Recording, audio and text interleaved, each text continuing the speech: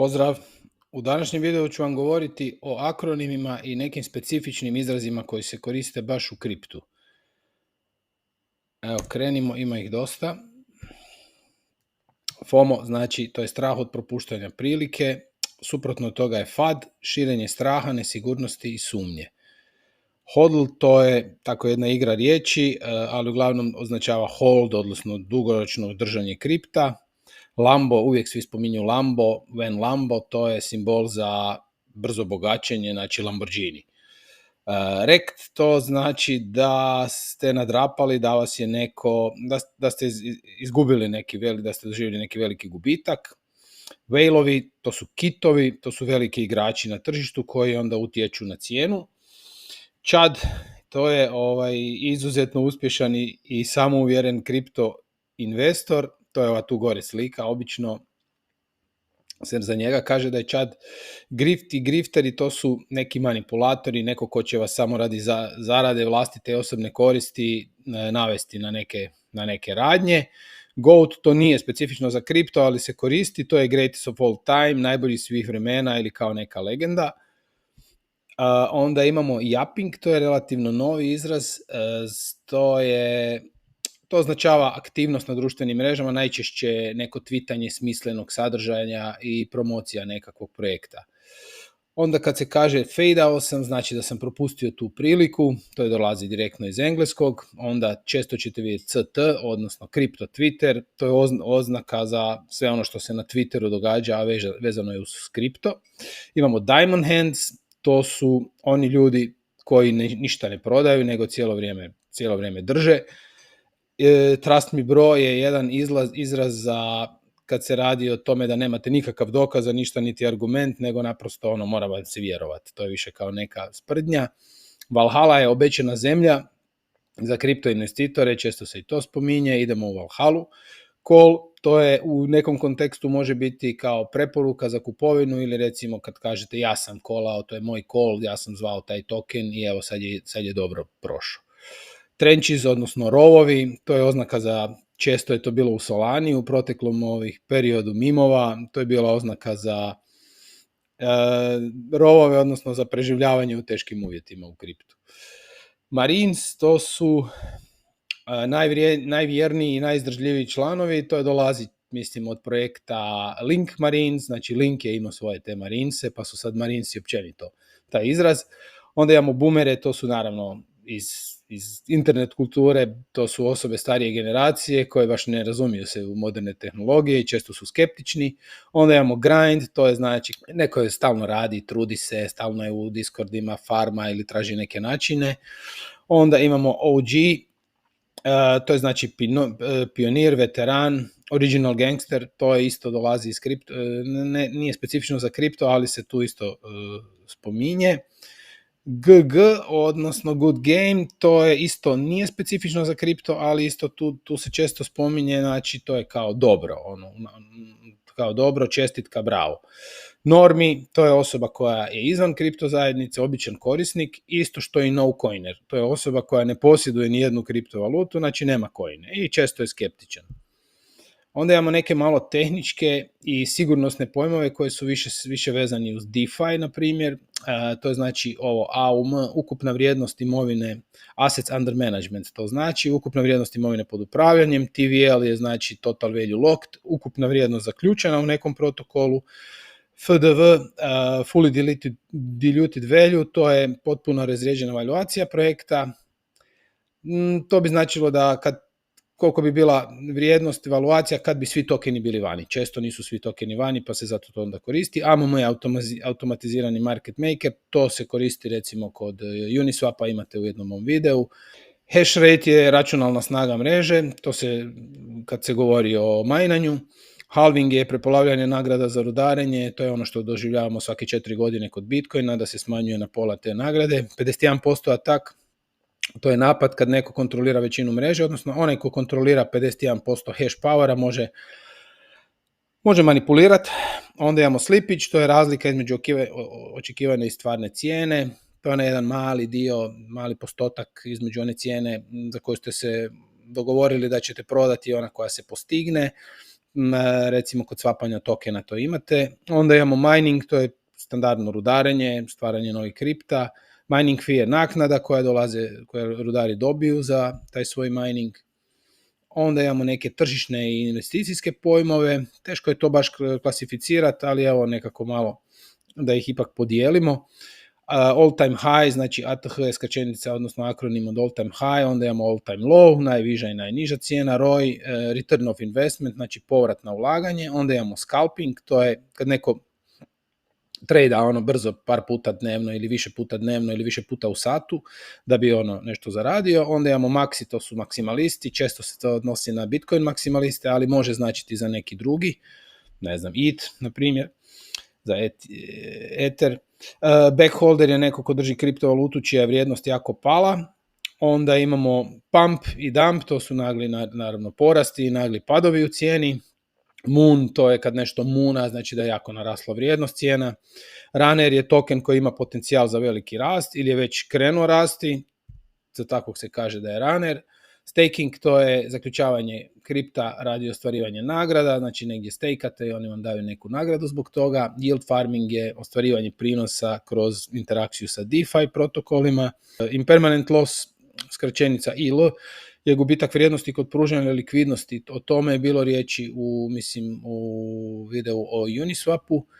Onda imamo gas fees, to su naknade za transakcije, same po sebi su razumljivo. RBF, to je replace by fee, to se događa samo na Bitcoinu i to često kod ordinalsa, na primjer. Vi kupite nešto na marketplaceu i neko da minerima veći fee nego vaš i njegova transakcija prođe i on vam može uzeti to što ste vi kupili zato što blokovi dosta dugo traju i on ima vremena za to. Onda imamo inscription, to je upisivanje podataka izravno na blockchain, to je pojava koja je nastala prvo na Bitcoinu s tim ordinalsima, a kasnije se onda proširila i na neke druge, međutim nije baš zaživjelo. TradFi, tradicionalne financije, znači banke, burze, fondovi, svi oni se smatraju TradFi-om. Drainer, to je zlonamjerni softver, odnosno neki virus ili nešto što vam isprazni vaš novčanik. Onda imamo nešto što se tiče mreže i infrastruktura, Layer 1 i Layer 2. Layer 1 su osnovni blockchaini, na primjer Bitcoin, Ethereum, i Layer 2 su nadogradnje, blockchaini koji služe za skaliranje i brže jeftinije transakcije na tim L1 i postoje čak i L3, znači još jedan sloj dalje, znači na L2 se rade još dodatni koji su onda L3. Postoji sidechainovi, to je slično, ali to su neovisni isto chainovi, odnosno mreže koje su povezani s glavnim lancem. Imamo mainnet, to je glavna mreža na kojoj se odvijaju transakcije i projekti i često imamo i testnete, a testneti su testne mreže koje služe samo za razvoj, u pravilu nemaju nikakvu vrijednost. Može se dogoditi da imaju, bilo izuzetaka, ali u pravilu nemaju. Ghost town, prazan blockchain ili projekt bez stvarne aktivnosti. Znači, svjedočili smo da se njih 1000 lansira, ali često postanu ghost townovi, znači nema nikoga tamo i ništa se ne događa. Onda imamo jednu rubriku vezanu za tokene i lansiranje i nekakve liste, to je ICO, to je prva javna prodaja tokena, to smo imali pojavu 2017.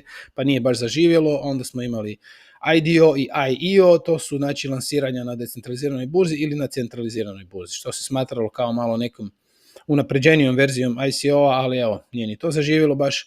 TGE, znači Token Generation Event, to je događaj stvaranja tokena, to je onaj događaj u kojem nastaje neki token.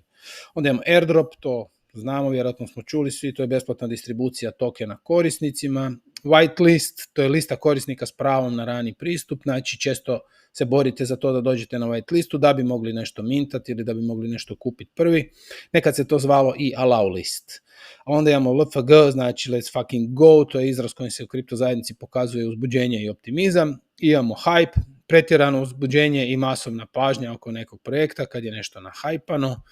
Imamo u sektoru NFT-a i tržišta još imamo dodatno NFT, znači to je non-fungible token, to je već opće mjesto u kriptu, to već svi znamo. Onda imamo DApp-ove, to su decentralizirane aplikacije koje se ne zovu app, nego DApp. DAO, decentralizirane autonomne organizacije, to su mjesta gdje se odlučuje o donose neke odluke u zajednici.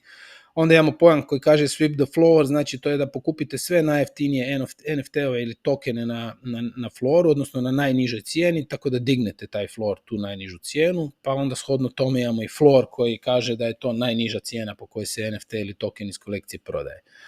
Onda imamo undercut, to je kad izlistate NFT na flooru, znači na najniže mogućoj cijeni, da bi ga što prije prodali i neko vam onda izlista tik ispod vas, znači ono s undercuta za nešto manju cijenu izlista nego vi. Onda imamo blue chip, to znači da su to neke NFT kolekcije ili kripto koji ima najveću reputaciju, stabilnost i dugovječnost. I imamo Satoshi, osim što je tvorac Bitcoina, to je ujedno i najmanja jedinica Bitcoina, jedan 100 milijunti dio Bitcoina. Imamo sigurnost, regulaciju i dodatni još neki slang KYC, znači to je provjera know your customer, znači to je skraćenica od know your customer, odnosno provjera identiteta korisnika kad morate dati osobne podatke. Rug pull, to je prevara povlačenjem likvidnosti iz projekta, znači ušli ste u neki token i onaj koga je napravio je samo povukao likvidnost van i vi ste ostali s tokenom koji ništa ne vrijedi. Degen, odnosno degen, riskantni, često nepromišljeni trgovac koji uletava u sve bez da puno razmišlja. Kabal, to je tako jedna naziv za tajnu grupu utjecajnih pojedinaca koji manipuliraju tržištem. Znači, za njih se misli da uvijek lansiraju neke tokene pa onda izvuku likvidnost iz njih. Alfa je ekskluzivna insajderska informacija koja može donijeti prednost. Znači, kad vam neko kaže neku informaciju koja vas može dovesti u to da možete zaraditi, zato što znate nešto što ostatak ljudi ne zna. Zero day attack, to je iskorištavanje nepoznate ranjivosti prije nego što postoji zakrpa. To su napadi razni hakerski. Laser eyes, to je dodavanje laserskih zraka na profilnu sliku kao znak da smo bullish, da vjerujemo da će sve ići gore. I evo tu još imamo GIB, to je kao give, ali to je zapravo ismijavanje od nekakvih Indijaca ili nekih ko baš ne znaju dobro engleski, pa često kažu gib umjesto give. EDI je skraćenica za adresu. WAGMI, we are all gonna make it, to je kao neki dijeljenje nekog zajedničkog optimizma. Not gonna make it je suprotno, nećemo uspjeti, loše nam ide. MEV je maksimalna vrijednost koju rudari ili validatori mogu izvući manipuliranjem redoslijeda transakcija. To je tako jedan pojam koji je malo tehnički, malo je kompliciran, uglavnom postoje načini da se transakcije preurede na način da neko od njih ima neku korist. Bonding curve je funkcija koja povezuje cijenu tokena s njegovom ponudom, ima veze sa Uniswapom i onim AMM-om što smo malo prije spomenuli. Mint je proces stvaranja novih tokena ili NFT-ova na blockchainu, to dolazi od engleske riječi mint, što znači kovanje. Jitter je onaj ko brzo proda, znači slično onom koji ima paper hands, znači jitteri su oni koji odmah prodaju, čim imaju neki mali profit, odmah ga uzmu i ne drže dalje. DEX-ovi, odnosno CEX-ovi su decentralizirane, odnosno centralizirane burze, kod jednih imate kripto je u vašem vlasništvu, a kod centraliziranih je u vlasništvu tih centralnih burzi. DeFi je, znači, već poznati pojam za decentralizirane financije i ASIC su uređaji specijalizirani za rudarenje.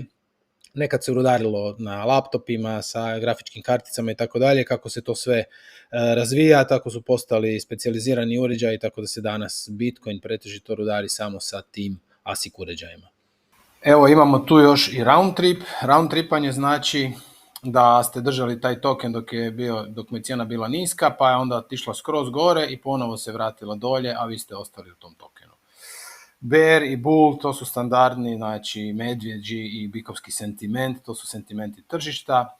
Imamo weak hands i paper hands, za razliku od onih diamond hands što smo vidjeli malo prije, to su oni investitori koji brzo prodaju čim se malo nešto promijeni. Dakle, suprotno od diamond hands. Altcoin, to je svaki kripto koji nije Bitcoin, to je stari pojam još iz početka kripta. Onda imamo shitcoin, isto tako, to su izraz za, pa više manje za sve altcoine, ali načelno za kripto koji nešto i nije vrijedan. Onda imamo alt season, to je razdoblje, to je sezona altova, dakle razdoblje kad altcoini nadmašuju Bitcoin po rastu cijene.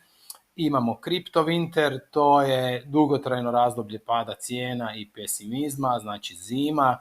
Imamo God candle, to je znači ogromna svijeća, najbolje da je zelena, koja onda označuje kao God Candle, znači to je ono bogovska svijeća. Na chartu, znači na grafu. Imamo DYOR, znači akronim za Do Your Own Research, to je uvijek napravi vlastito istraživanje prije ulaganja, to će vas svi upozoriti da sve što govore u kriptu, da uvijek morate napraviti vlastito istraživanje. Evo, to bi bilo ukratko to, i ako vam je ovaj kontent bio zanimljiv, pretplatite se, lajkajte, stavite u komentare ako sam nešto propustio i ako imate neki prijedlog za neki novi sadržaj. Pozdrav i vidimo se u nekom novom videu.